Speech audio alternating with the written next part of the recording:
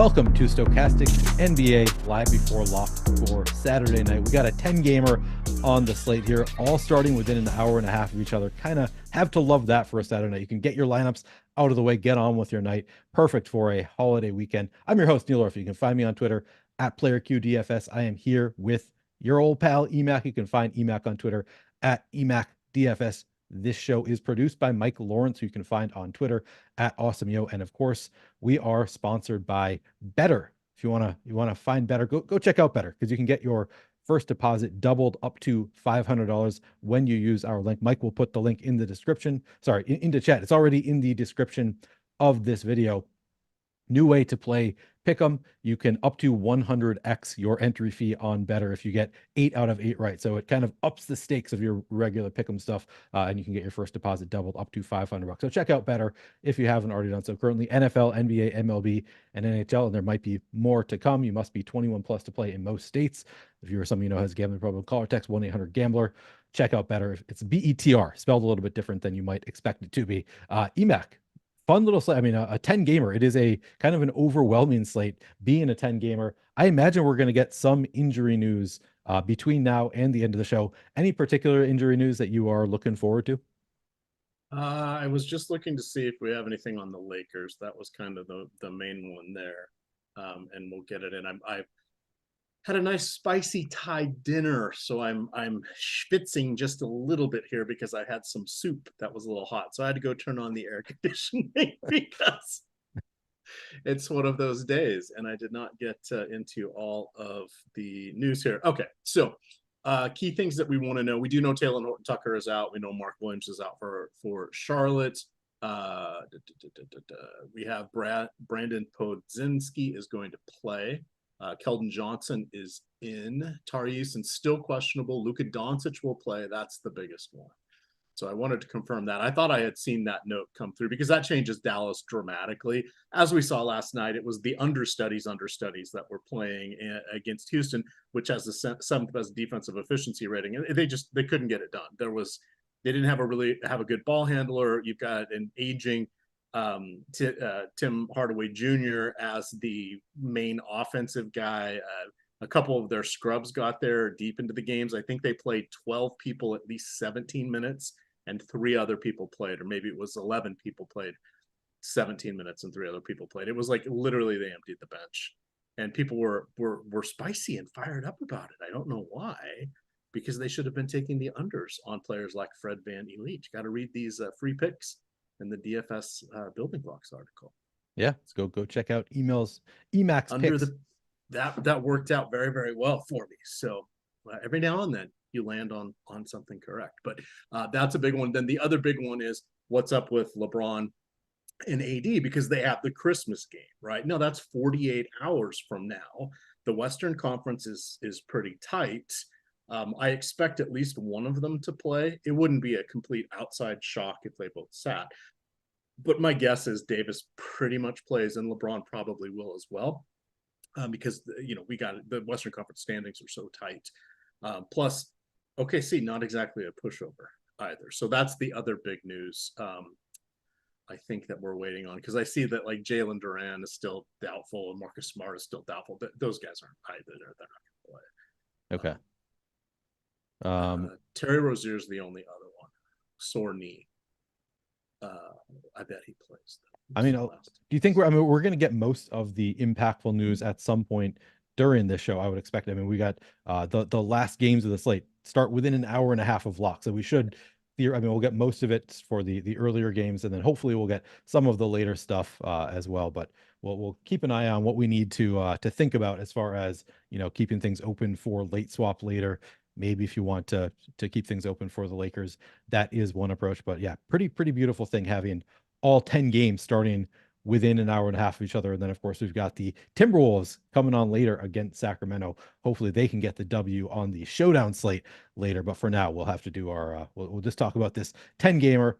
Somebody in chat just asked, are we going to do cheers? I mean, we'll see if we have time for tiers. We got 10 games. We are going to go position by position. We're not going to go game by game for this one because we have just an hour, and that would be impossible to do, or be very difficult to do in our 10 games. So we're going to go position by position here. And I got to say, EMac, just before we even start, I always like to start looking at a slate by sorting by value, just to see like, okay, that's usually an indication. You can see like if there's somebody who's 8x value, that's an indication that there are players on that team who are out. We don't have that today. The top two values on the slate in terms of value score, point per dollar, are Luka Doncic and Nikola Jokic are our top two values, followed by SGA third. So like this is not a great slate for value, which it's going to be tough because we've got some great pay up options for in terms of point per dollar value, but then we don't have the cheap guys currently. So news is going to be very important to us to see if we actually get some of those cheaper guys that allow us to pay up for Luca and Joker and SGA and etc. So will be an interesting hour seeing tracking the news. But let's start at point guard. EMac, as of right now, who do you like at point guard? Are you paying up? Are you going cheap? What's your plan here? Well, I think Luca and SGA are kind of the key for this one up at the top. I mean, Luca is 10 points, 10 median fantasy points higher than SGA. It's just there, and he's going against the Spurs. So they really don't have anything that can stop him. So he's clearly number one. SGA, always interesting. He has put about 10% more on last year's fantasy production, and he was averaging 50 a game last year. So he's in the mid 50s now. He's taken that step. He's going to be just above a five-figure price pretty much for the rest of the season. If he gets on a heater, he could be up to $11,000, or if it's a small side, he could be up to $11,000. That wouldn't be a surprise at all. No Josh Giddey. He's out with an ankle injury for that team. Doesn't dramatically impact Gilgeous-Alexander, but it does have a little bit of a trickle-down effect. Then you've got Trae Young. Trae Young, I think, is a tiny bit of a trap. He played 40 minutes last night in a loss. And Sadiq Bey also played 40 minutes. They lost in Miami 122-113. Murray and Bogey played about 34, 35 minutes each. So it was pretty concentrated. I'm a little nervous about him playing such heavy minutes yet again. It's nothing really new to him because he's always in the upper 30s, but it's just that little bit that maybe he's not quite as efficient. He's just gets a little more tired a little more quickly. So if we're looking at tiebreakers, that would be one. Otherwise, I mean, he's got, what does he have? Six straight games of at least 30 points and double-digit assists. The Sorry, only thing who he is doesn't this? provide is Halliburton? pardon me, Trae Young. Trae Young. Okay, gotcha. Yeah, the only thing he doesn't provide is rebounds. Halliburton is interesting. Did you know he has not cracked 50 fantasy points since just before the in-season tournament?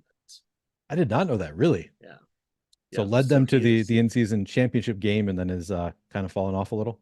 pretty much. But now I think he'll get back there. Now he's dealt with a couple nagging injuries. With sprained ankle was his most recent one. So I mean, but when you're a high performing, high octane performer like he is, any little thing could mess you up, I guess. So he's more of a wild card. I think Ja Morant I would rather play at the about 10% discount. He is, of course, going to have fresher legs because he has played only 2 games this season because he was serving his 25-game ban there for extracurricular activities. He has played 35 and 34 minutes. He is live to hit 50 any game, and that is a good matchup tonight against Atlanta again, which I said they played last night as well. So it's a 3-4 for Atlanta. And then finally, let's talk about some of the cheaper guys here. I think we want to be sure we talk about, let's filter on him, Cole Anthony. Now he's going to be coming off the bench, which is perfectly fine. Because he's going to maintain his standard role. And it looks like, I want to say, Anthony. So the starting lineup for Orlando is Anthony Black, Gary Harris, Franz Wagner, Paolo Banchero, and Wendell Carter Jr. So the good thing about Cole Anthony is he is reasonably priced across both DraftKings and FanDuel. And then he also has put together some good games. He is like the last of the ball handlers. We have Jalen Suggs out with a wrist injury. Joe Ingles is out with an ankle injury. I think they've each missed 2. I think they've missed 2 and 3 games. Markelle Fultz getting closer to a return, but not there yet. Anthony has been key in the last 2 games. He's come off the bench. He's come off the bench the entire season, but in his last 2 games, he's averaging nearly 30 minutes, 19 points, just shy of 8 rebounds, just shy of 5 assists, and 2 combined blocks and steals. That is a pretty good baseline And in tonight's matchup, going against the Pacers, he has a real shot to get to 40 fantasy points, even if just a couple things go his way. And 50 is not out of the question. It's just a little tougher because when he doesn't start, or being not a starter, that kind of knocks him for about 4 minutes off of a standard starter rotation. Otherwise, that's the only mark against him. And then what do we have from Cleveland?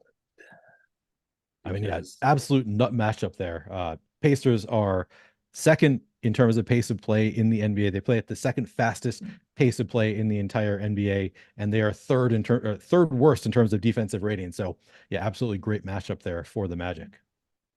And we have on the Cleveland side, or not the Cleveland side, but in the Cleveland game, we're got Donovan Mitchell is out for the third consecutive game with an illness. That means Craig Porter Jr. is going to be in our lives once again. And I just filtered off of it. But you also have Karis LeVert, who is questionable. He's dealing with a sore knee. He has not been playing very well at all. He's a trap, even if he does play. And then Sam Merrill has a sore wrist. Now, this team played last night. Merrill only played like 12 or 14 minutes. And basically came out, and I was a little bit annoyed because I had him in a few lineups over on Yahoo where he was $10, and then I read after the game, it's like, oh, he was going to give it a try, and I'm like, that I don't want to hear that when your one skill is sinking 3-pointers and it's your shooting wrist that's hurt. I don't need to hear give it a go. But those, I would be surprised if LeVert plays. If he plays, I don't think he will play more than 27 minutes. You see that Bruce Brown was just ruled out? Bruce Brown is ruled out as well. Yeah, and he's played 28 minutes each of the past 2 games. Maybe we're going to start seeing some value on the Pacers in this game. Perhaps a little TJ McConnell. Again, he won't join the starting lineup, but this is trickle down minutes that will head his way. Because if we look at, and this is where the show goes off the rails because we start getting news. So Jalen Smith is in. He has played just one of the last 10 games dealing with a knee and a heel. But you're still missing. Oh, I'm blanking. Let me filter on the missing on the Mathurin? Pacers. Is Mathurin still out? No, we have Mathurin in. Sorry. We've got him playing 26 minutes tonight. Looks like, as far as I can tell, all we have is Bruce Brown out. We had Jalen Smith questionable. Opening up my okay. So my bad. So Mathurin's back, Naismith is back, and Nembhard. The three of them are available.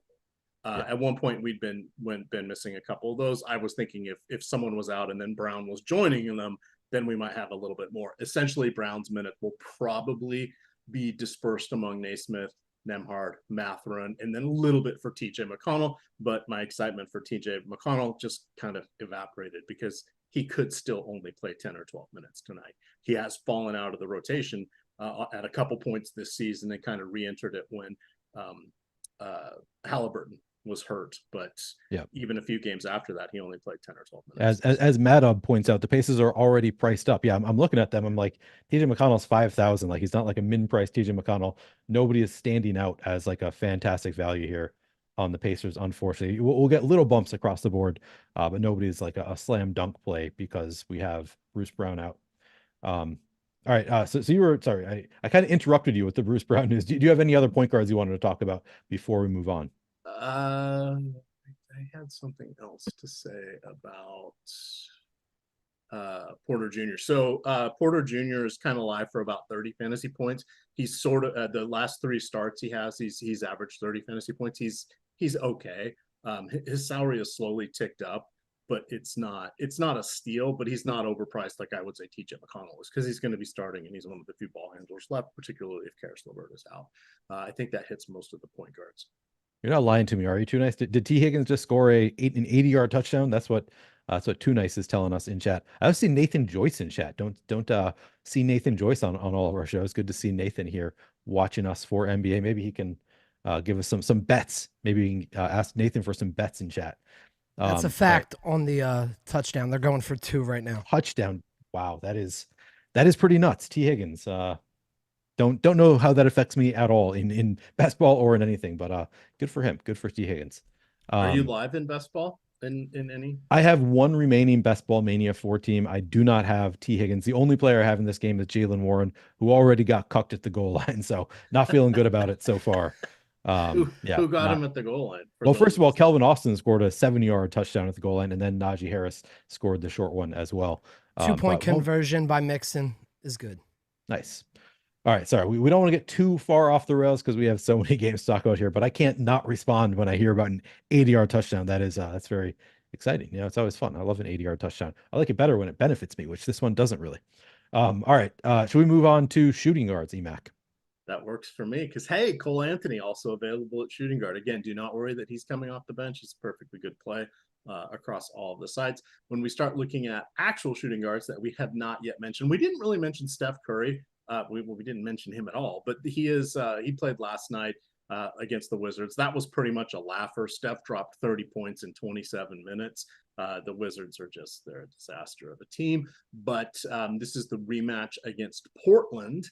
When Curry had his 3-pointer streak broken, something like 263 games or whatever it was, with consecutive games with the 3-pointer made, he has scored 46 and 50 fantasy points since then. This is a good matchup for him against Portland, but he's kind of neutral on this slate, especially at 9,600. We didn't mention Cade Cunningham at point guard. He is a reasonable play. That price is really coming up though at 8,600. So he's kind of in that sweet spot where he's not really getting picked up in the optimizer. So he'll be a sub 5% play. So there is some utility in that. We didn't really hit on Rozier, not the best matchup going against Denver, but of course he is going to get all the backcourt minutes, shots, and assists that he can absolutely handle. We saw him go on a tear since Ball has been out in his last 1, 2, 3, 4, 5, 6, 7, 8. In his last 10 games, he has at least 43 fantasy points. In 9 of them, he has 2 of 60 and 2 of 50. That's some pretty good production, and those came against the likes of Miami, New Orleans, Toronto, Minnesota. Those are teams that are not pushovers on defense. So the salary is kind of hovering where it's been during this stretch for him. But I think he is someone that you can look to. And then we need some value plays, I'm guessing, here. We also got a super chat. I'm going to let you finish before we get to the super chat, though. I'm not seeing any screaming values at shooting guard here. Okay. So likely paying up at shooting guard. We got a super chat from Eddie Seha. It says, core plays for a DK GPP. Merry Christmas. Love you guys. Love you too, Eddie. Merry Christmas to you. Do you have any core plays, EMac, for a DK GPP? Let me take a look. Yes. So I missed the one value play. Jordan Clarkson expected to play tonight. He's 3,500 on FanDuel. Don't miss that one. Don't miss on that FanDuel. One. We have him projected to be on 95% of lineups. That is like when Ja Morant was the $10 when he came back on Yahoo. All right. So DK. Cole Anthony. He's also the highest owned player on the slate, but you went over all the reasons Cole Anthony looks pretty good. Yeah, so Cole Anthony I think is a core play because you can put him in there at shooting guard. I would go with Doncic above Jokic slightly. We've got a few center plays here, but I would say Luka not really going against the defense, still missing darn near everybody on that team, and we've seen him approach 60, 70 points almost every time since Kyrie Irving has been out. Jokic gets the dream matchup against the Charlotte front court, but we have other center options. I would say, so that we'll call Jokic and Cole Anthony 2 of the plays. Let me look for one more. I would probably maneuver to get Anthony Davis in your lineup, but position yourself so if he is out for whatever reason, he's only questionable, we don't know anything now, but you have the option to either go to SGA or go to LeBron. That gives you 3 shots at that spot in one of the later games, and I think that's a good allocation of resources. So those would be the 3 plays I'd try to build around if I was doing one lineup. EMac, I hope you played George Pickens in any lineups that you played for NFL tonight. I went under the field on him.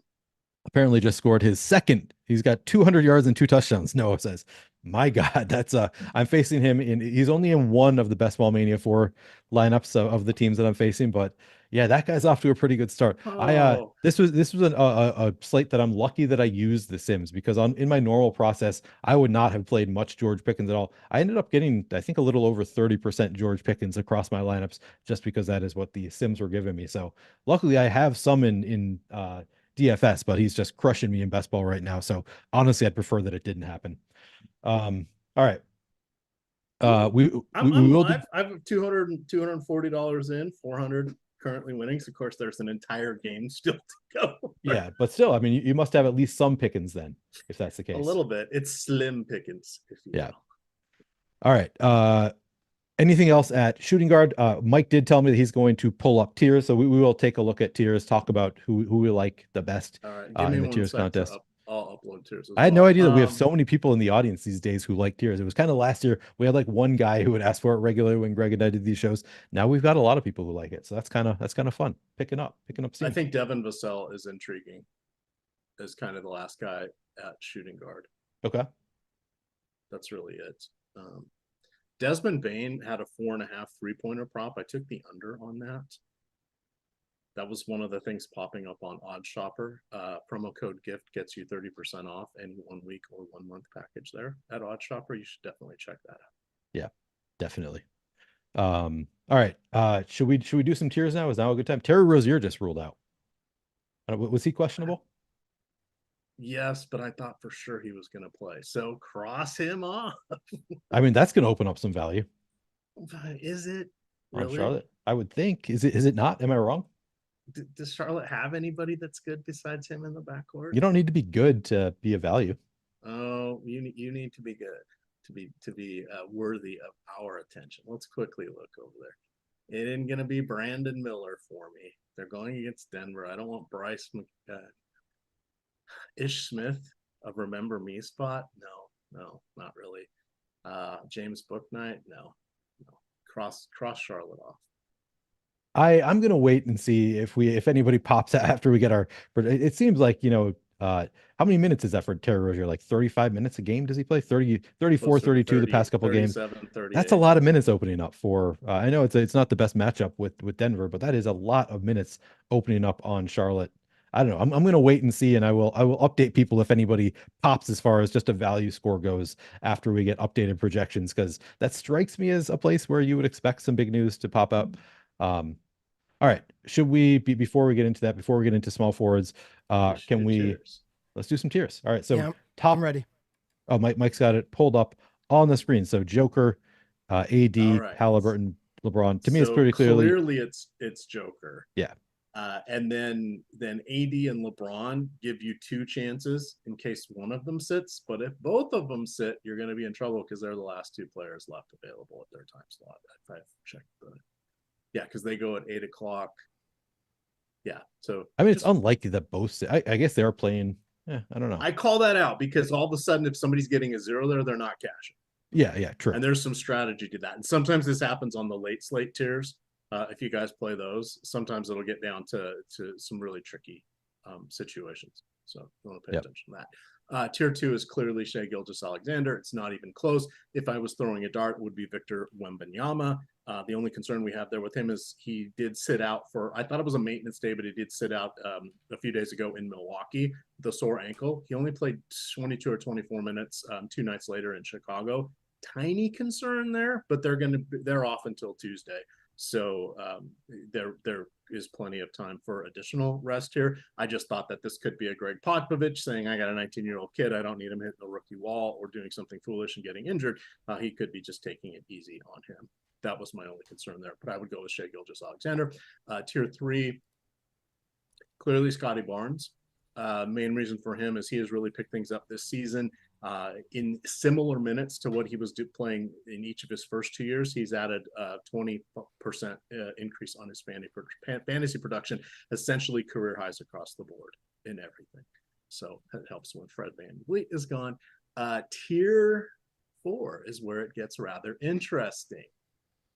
I would either go with Alperen Şengün, that would be my choice, but I wouldn't fight anybody over Desmond Bane. Now, the challenge of when you go with Bane, you can see that he projects a little bit more. That's probably going to be the case across any projection system you're using.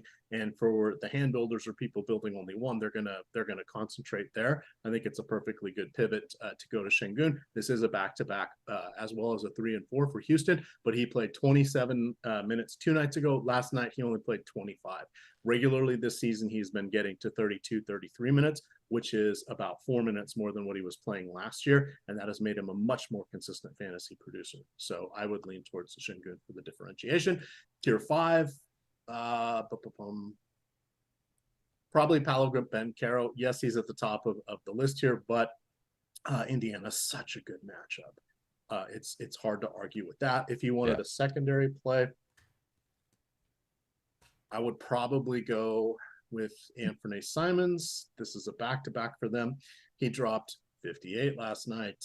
He scored 41 real points, played 38 minutes, but he's playing upper 30s with Shaden Sharp still out and a variety of other people missing, so I'm comfortable with him. And then the final tier, Neil, what do we do? You've got Franz Wagner, you've got Chet Holmgren, and you have Jaren Jackson Jr. all projecting within 2.5 points of each other. Franz Wagner. I mean, probably just Franz Wagner, but going against Indy, that's pretty good. That's kind of I like the Chet Holmgren spot. Oh, that's later too. So I don't know if there's. It's a later game. If we need that flexibility for late swap, I don't think we necessarily do. But okay, no, not particularly in this because there's less people in the. It's a finite pool of players in each tier. So the only time late swap really comes into play, it does occasionally in tier 6 if it's a 6-game, 5-game slate. This is a loaded slate. I mean, good God, Franz Wagner's in tier 6 tonight, right? So he's usually like a tier 3 player on the smaller slates. So I don't think there's any value for late swaps. Okay. All right. So there you have it. Those are our tiers. You ready to talk about some small forwards now? I am, but now my screen is freezing. So let's get back over here. Did we get our projections updated yet for? I am checking that out for Bruce Brown and Rozier. I actually just refreshed. Let me tell you. Actually, maybe I need to look outside of Fantasy Cruncher. So give me 1 second. Oh, that's okay. I'm just trying. I have so many tabs open. I don't want this to crap out on us. So, but I have now hit refresh. So, cue the Jeopardy theme music, producer. Yeah. No, we do not. Yeah, we still need an update on the projections. We'll get it before the end of the show. All right. So we will talk about small forwards, and then I'll keep refreshing, trying to get those projections updated. Obviously, we will have them before lock. So let's talk about some small forwards in the meantime. EMac, who do you like? Who do you like at small forward this week or tonight? Hey, why not look to Banchero or Franz Wagner? They're coming up as 2 of the best point per dollar plays there on FanDuel. We have DraftKings, our point per dollar plays. We just talked about Scotty Barnes for good reason. He's got a great matchup going against Utah. So I like him. He's more of a Bucks deluxe play on DraftKings. He is the 3rd highest salary there. Of course, you've got LeBron, who is just his birthday is 1 week away till he's is he 38 or 39? I can't remember. I think he's turning 39. Yeah. So his birthday. And look at this. He's still one of the best. On any given night, he can be one of the best 5 players in the NBA. He is still easily night to night a top 20 player, which is just astounding. Yeah. At that point, the floor's not quite there. The ceiling's not quite there, but damn it, he's LeBron. So, and I grew up with Michael Jordan doing things that nobody thought was possible, and even I have said, you know what, it's LeBron who is the best player. He's pretty damn good. Desmond Bane. God, I love that matchup for him against Atlanta. 50 fantasy points in the last game, pair of duds below 30, but prior to that, he had a 50 burger. So essentially, he has 1 good game and 1 bad game with the return of Ja Morant. But I think he is in play. Again, I mentioned I bet the under on 4.5 3-pointers. Now, I think if I remember correctly, it was like -148 or -152. So the likelihood was there for it to be on the under. He has got 5 in his last game, but every game prior to that this season, save for 3, of the games he has had less than 5 or less. 3 of the games he's had 5, but the vast majority he only gets only 3 or 4. He's a good shooter, but not to that extent. I'm not seeing anybody really standing out here. You've got insane prices on Austin Reeves, 8,200 on DraftKings. Adam and I talked about that a little bit this morning. It was like they preemptively were pricing for both LeBron and AD to potentially be gearing up for the Christmas game. And even then, at 8,200, would you really want Austin Reeves? No. Andrew Wiggins is now confirmed out. Tari Eason available to play. Jalen Duren is out. So we are getting some news here. I think that's probably why we don't have a projections update, is because our people know we're going to just have to keep changing it as we get more and more news. So Tari Eason did not play last night. He was dealing with the sore left leg. Yep. He, I think, is an intriguing one for small forward. 6,000 on DraftKings. He has 36 or more fantasy points in 3 of his last 5. He's not going to break the bank, and he is someone that will probably come in around 5% in your lineups, and he has access to a 40-point game. I think he's a reasonable differentiation play. We're not racing to get him, but he was someone I was looking. He was more intriguing last night on the shorter slate, plus with the injury tag, which was why we were excited for him last night. I think Jeremy. No, I don't want to go there. God, this is like a close your eyes and pick. I guess Dante Exum is one of the last remaining players, but he has bounced around the league for good reason. Laurie Markkinen. Yeah, this is not a sexy spot. So your keys, to summarize: Wagner and Banchero on FanDuel, Wagner and Barnes on DraftKings. Those should be high priorities. You can feather in Max Strus, but he is never really exciting. Okay. I didn't say this word. DeJounte Murray also is available to play. We got that news as well. So we got a couple starting lineups. Looks like Nuggets starting lineup is what I would expect it to be. The Hornets are starting Ish Smith, Miller, Hayward, Bridges, Richards. So Ish Smith, we'll see. I guess we'll get a projections update with Ish Smith as the starter for the Hornets. That's a little bit interesting. Is it really? What's the He's price playing tag? against one of the 13 teams 4,000 he's played for in the league. Oops, he's 4,000. What kind of minutes? I guess I shouldn't search for him under our hockey information, should I? So let's see. Ish. Now I've got Ish Wainwright. Is it that hard for me to find Ish? All right, Ishmael Smith, $4,000 on DraftKings. He's really only averaging 0.6 fantasy points per minute this year, so that's not very inspiring. Pretty. That's what I was quickly going to look at here. Single digit usage rate is not surprising, but that's not really going to be helpful. Even if we look at, he's played 20 minutes twice. He had 12.5 fantasy points and 7 fantasy points in those games.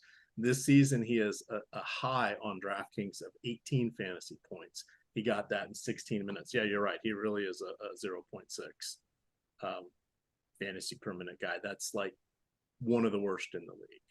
Right. I believe we just got an update, by the way. Okay.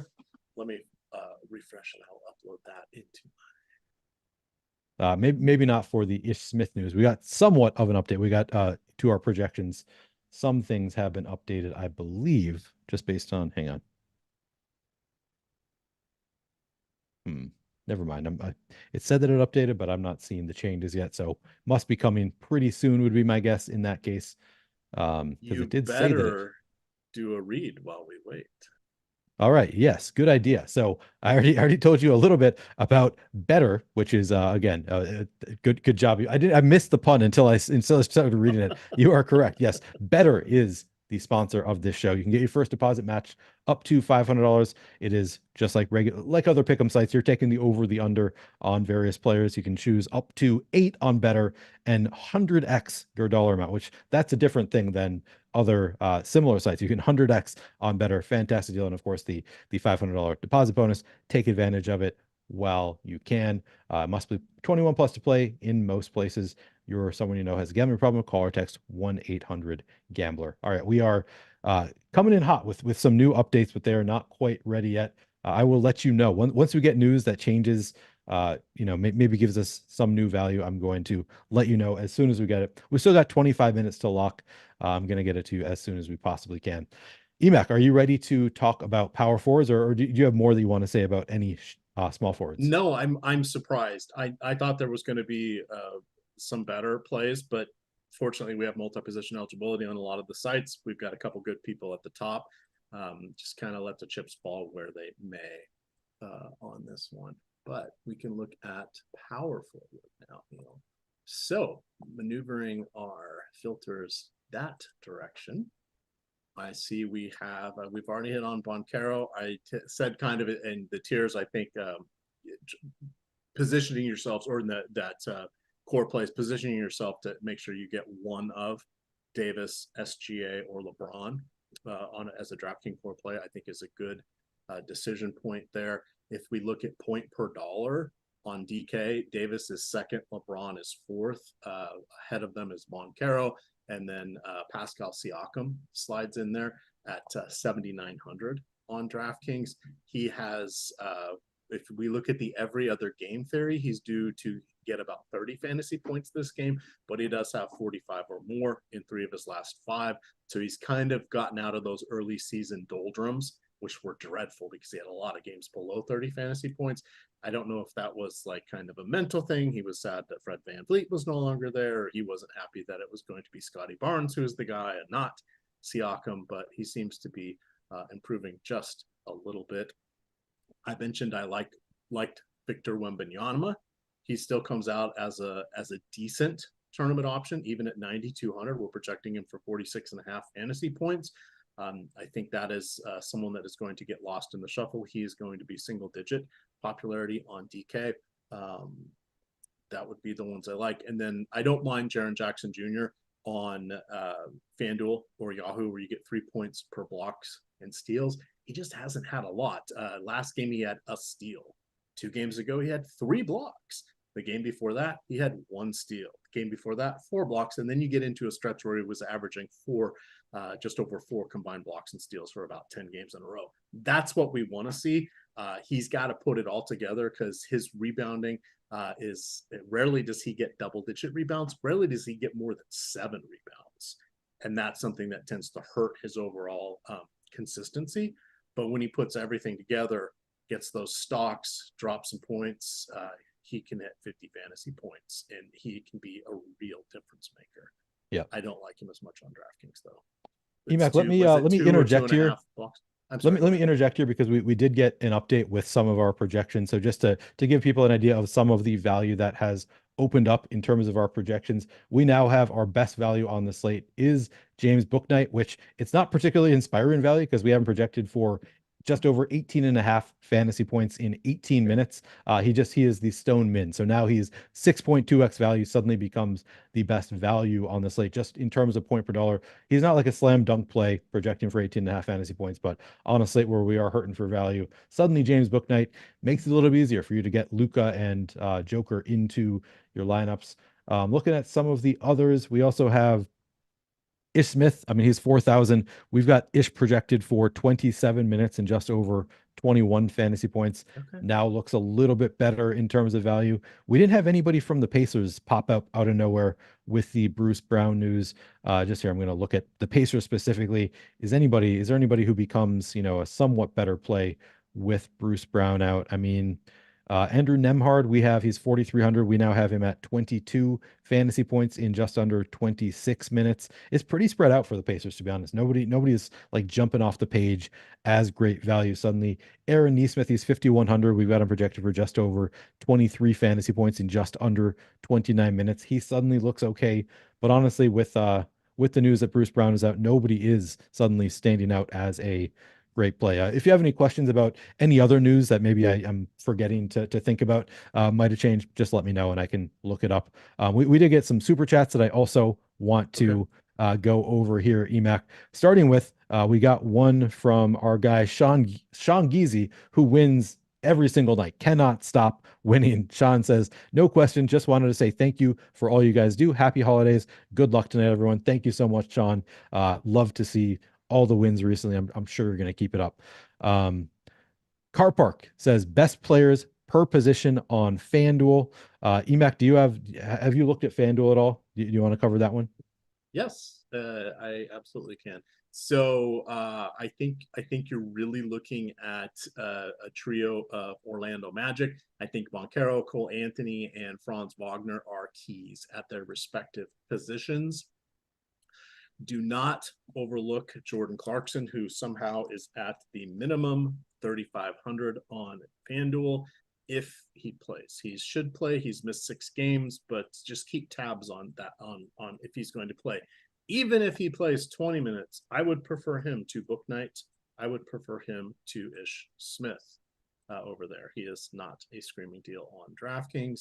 I think Luka Doncic is probably the guy you want to go there at the top. Let's just take a quick look here for your Bucks deluxe plays.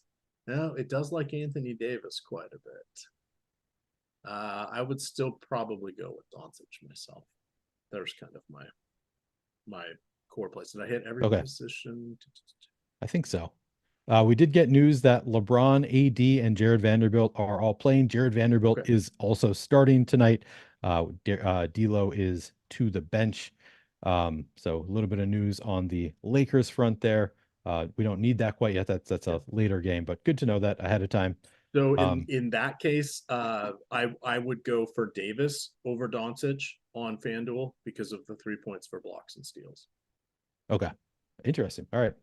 All right. Gotta know your scoring systems, Neil. Gotta know. Absolutely do. Sean Geezy also sent us a super chat that just said, Ish Smith's last start December 5th, 2021. Yikes. Thank you for another super chat, Sean Geezy, and pointing that out.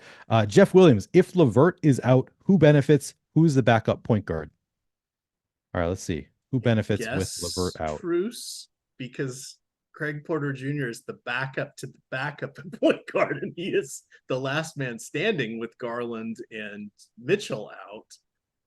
Yeah. I can't even think of another guard on the roster that's worthy of noting. It's Sam Merrill, but he's just a 3-point shooter. He's not going to be handling the ball. Yeah, they're hurting for available guards right now. Yeah, we don't have anybody that's going to come in and look amazing of How many minutes can Craig Porter Jr. play? 38? 40? 36?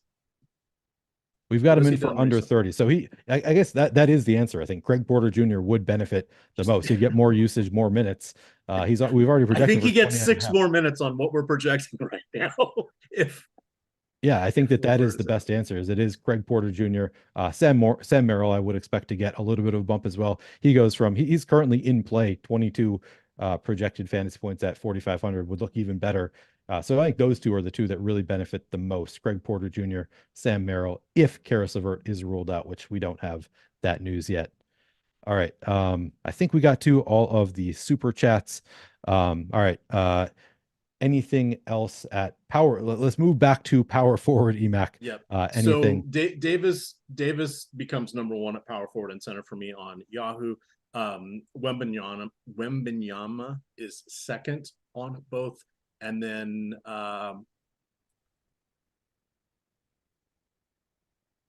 yes, it's Alperen Şengün on FanDuel. Though I kind of like Chet Holmgren. I think Şengün has the higher ceiling in this matchup. We're splitting hairs. How much is Şengün higher than Holmgren? Yeah. It's $100. It's the difference. It's truly a coin flip. At center of the center only plays. I should have qualified that. Sorry. And then I think your wild card of the night is the wild card always is Jonas Valanciunas. Yeah. All right. Is Zion playing? Zion. We have him in. Yeah. He is in. Okay. He was just dealing with an illness. I figured he was going to be coming back. I just wanted to make sure. You lose sight on some of these on this gigantic slate. So that's there. That takes Jovel a little bit out of play. Jovel can get 45 in any game. Yeah, Jovel has always been a great GPP play. Like for 5 years now, I feel like maybe even longer. He's always been one of those guys that Zion is in the starting lineup. We did get that starting lineup. Do we have all the starting lineups for the early games? You'd expect so. We only have 15 minutes until lock, so we probably have all those starting lineups. I don't think we're waiting on any, but I don't know. There's a lot. It could be missing one. All right. Any other centers that you want to talk about? If anybody has questions, shoot them at us.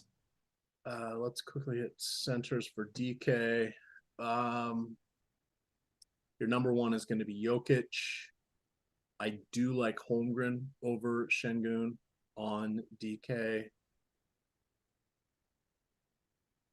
DeAndre Ayton is your wild card at 6,900 on DK. And nice. Then do we have any good savings? No, it's wild that Jokic and Davis are the two best point per dollar plays on DraftKings. As you said near the jump, Neil. It's kind of funny when that happens. Well, we do have Book Night. If you refresh, Book Night has passed them at his 18.5. I'm just looking at. I was looking at Central. Oh, gotcha. Yes, yeah. Book Night at 18. I guess I shouldn't complain. Mentally, I was thinking 17.3 was going to be the number.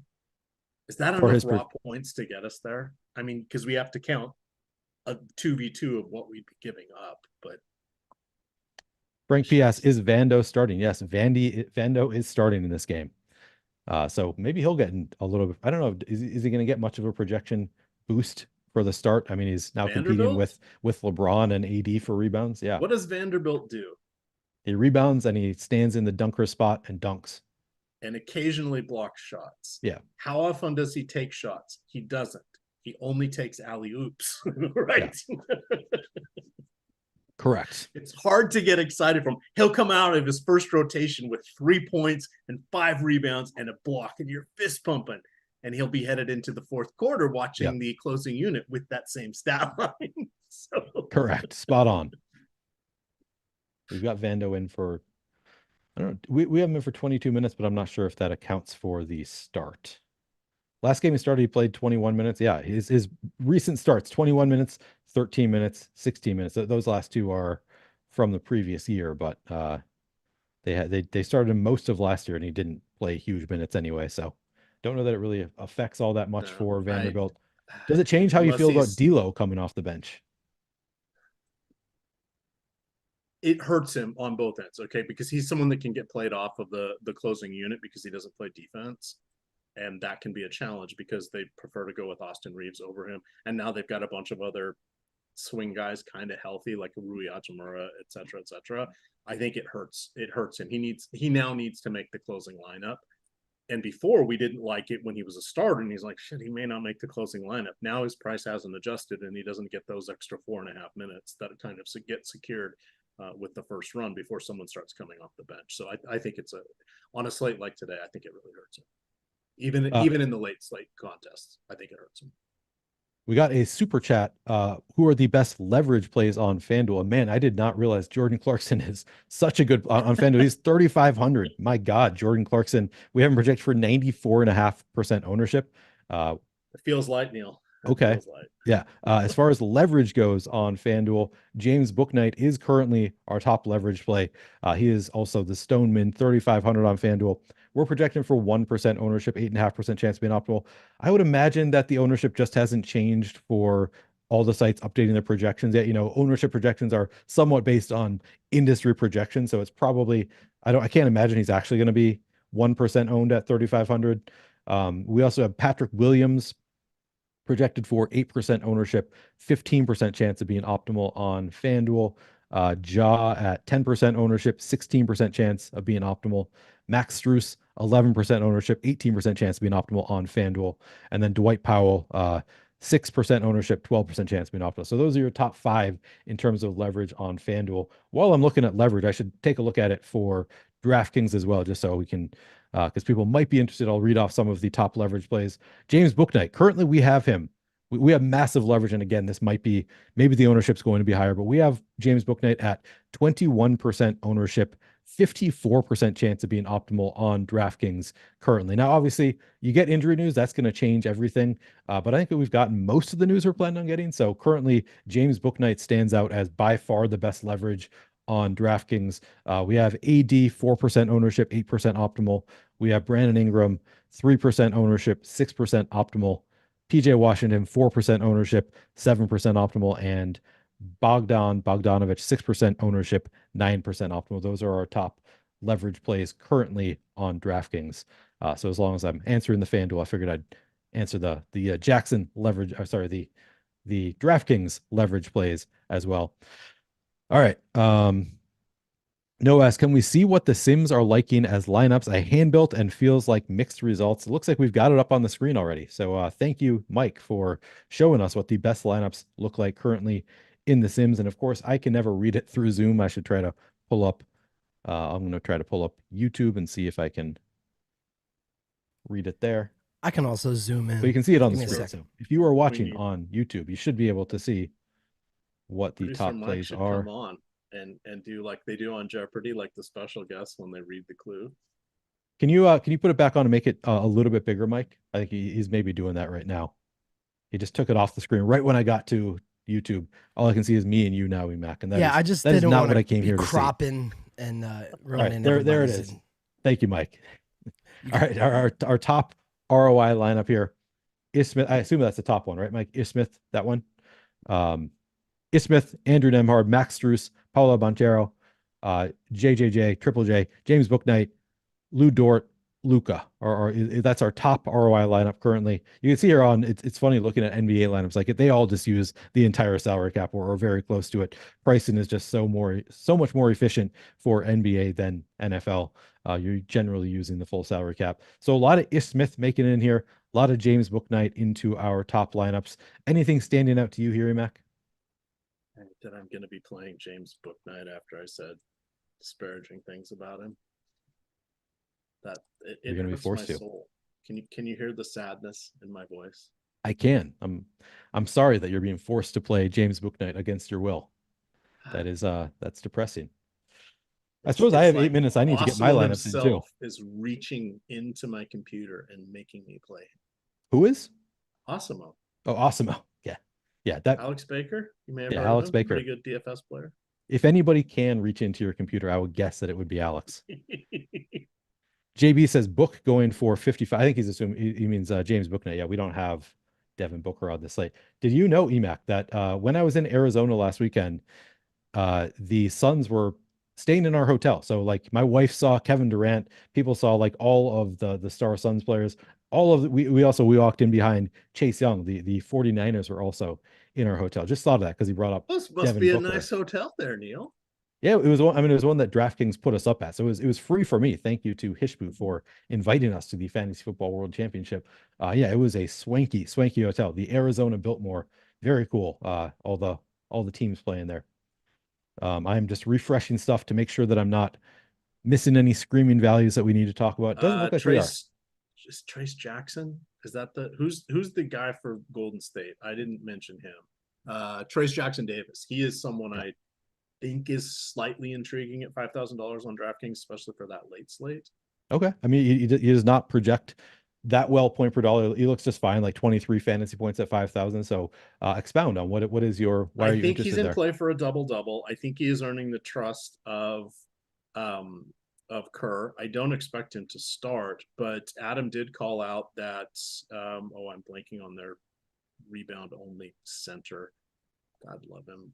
Kevon Looney? Talking about Kevon Looney. No. Looney played like 4.5 minutes to start the first half and like 3.5 to start the second half or something. And that was like the only amounts he played. I didn't go back and look at that, but I'm quoting from Adam. And he said this could be a little bit of a changing of the guard. You know, Kerr's kind of annoyed with obviously with Draymond. He's who wouldn't be, there's been a lot of disappointments. There's been plenty of disappointment to go around with these Golden State Warriors. Seems like a breath of fresh air. We've seen players like this with Kerr do well, get some moments, get some run, and never to be heard from again. Right. I think this guy's got a little bit more staying power than that, but it's hard to get overly. Let's not completely go overboard on him, but I think it's worth considering. And then the one guy I'm not getting to enough in my lineups that I really would like to is SGA. I only have him at 11%, so I quickly need to make some lineups that are going to land in it.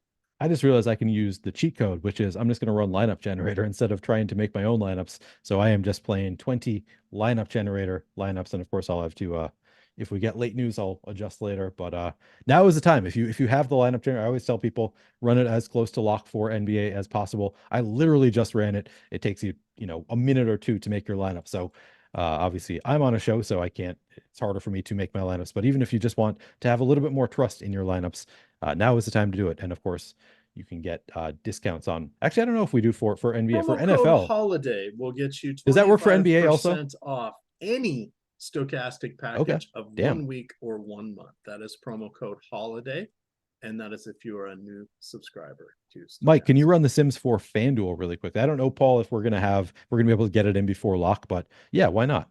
All right. Oh, we got a couple more super chats, so let's answer hit them. I got my lineups up, so I'm good. Chinedu asks, is Ish Smith bad chalk? Box scores not great. Yeah, the box scores are not great. I don't think he's really chalk though. Let me refresh. I'm going to tell you. I think the answer is, what else is he getting you? He's a perfectly good veteran point guard. He could pop up. His ceiling tonight is probably 26, 27 fantasy points. His floor is probably 17. He's going to get in the low 20s. Book night, floor's about 6 lower than that. Or his numbers, Book Night's about 6 lower on that across the board. But if Book Night's having a good game, he gets more minutes over Ish because he's just had kind of a tough run of luck on and off the court for the last couple of years. So, it could be a hot hand thing. But Ish has played for 13 teams. We do have him at 42% ownership, 24% optimal. So just based on the boom bust, I would say, yeah, he looks like kind of bad chalk. It's also NBA. Like chalk is rarely like really bad, but we do have some negative leverage there. EMac, we also have one more that I wanted to get to, which is Tiptonius asks, who projects better, Wemby and Vanderbilt or Banchero and Jackson Davis on FanDuel? So let me, do you already have FanDuel projections pulled up? I am going to do that. The FanDuel sim is run and it's up there now. Okay, throw the FanDuel sim up there. I am going to see if I can answer this question really quickly for who projects better on FanDuel between those two. Sorry, I want to make sure that I get to all of these super chats in time. Let's see here, FanDuel.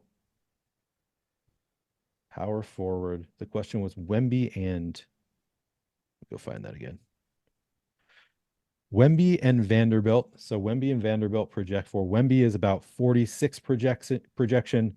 Vanderbilt is 19 projection. So we're looking at about 65 out of those two, just a hair under 65 looks like for Wemby and Vanderbilt. And then we have Banchero and Jackson Davis. Banchero around 43, like exactly 43 fantasy points. And then Jackson Davis we have at 23. So slightly better the second one. Banchero and Jackson Davis project very slightly better on FanDuel. All right. So I think we got through all the super chats. Want to make sure that I did not miss any of those before we get to the end of the show. Yep, looks like we are good on the super chat front.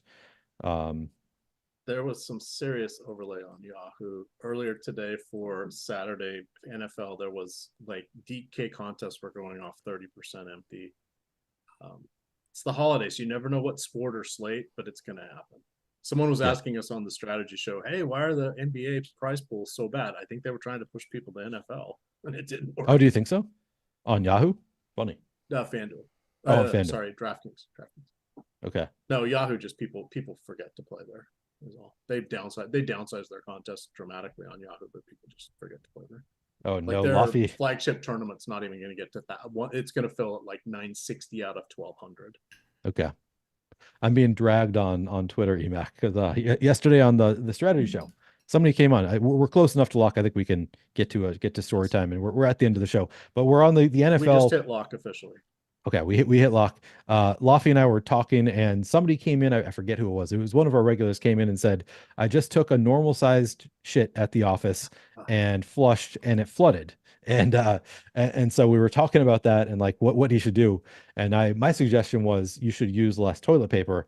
And Laffy got to asking me how much toilet paper I use, and I told him like a lot. It's usually 2 to 3 squares, and all of chat now believes that I get shit all over my hands whenever I wipe. And I want to tell you, EMac, 2 squares is enough, but I am currently being dragged on Twitter for suggesting that 2 squares is enough.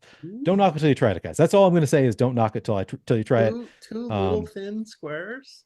So it's double ply. To be clear, I'm using 2-ply stuff. I'm not doing this in the the gas station bathroom. If it's single ply, yeah, Mike's got it pulled up. He's got, that's all Mike uses. He uses a quarter of one square. Quarter of 1 square. No, EMac. I'm very precise with my wipes, and I wash my hands. You use a postage stamp? I'm concerned here, Neil. If I don't have 2-ply, I'm going to use more toilet paper. I'm just saying, with 2-ply, it's all you need. Try it, guys. Try it. Everybody's in chat freaking out that I only use 2-plies. Just 2 squares of 2-ply. Try it, guys. You're totally fine. It's totally enough. Crazy. Get in a group of people. This works better if it's a bunch of guys and you're drinking beer, usually on a camping trip or whatever. We did this with like 50 people back when my college days. We were doing like so like 1884. We're talking pretty much, and most of us were using outhouses at the time. We called them privies, if you will. But we decided to divide into groups: same hand or opposite hand, back to front, front to back, crouching, sitting. There was one guy that was by himself, opposite hand, crouching tiger, shitting dragon, crouching. Yes. My God. We didn't have the internet back then. We had to come up with other ways to amuse ourselves. Nobody let him forget that. Yeah, good. I'm glad. Hopefully you're still reminding him. All right. So glad we got a little. His kids just graduated high school. It was a long time ago. Yeah. Okay. Nets lineup we got doesn't look like it's anything different than what we expected. All right, that's the end of the show. EMac, any final words for the people? No, but that was a memory I didn't want to have. But thank you for. I'm glad I brought that back up for you. Very clean hands, guys. Very clean hands. I'm telling you, I wash them constantly. All right.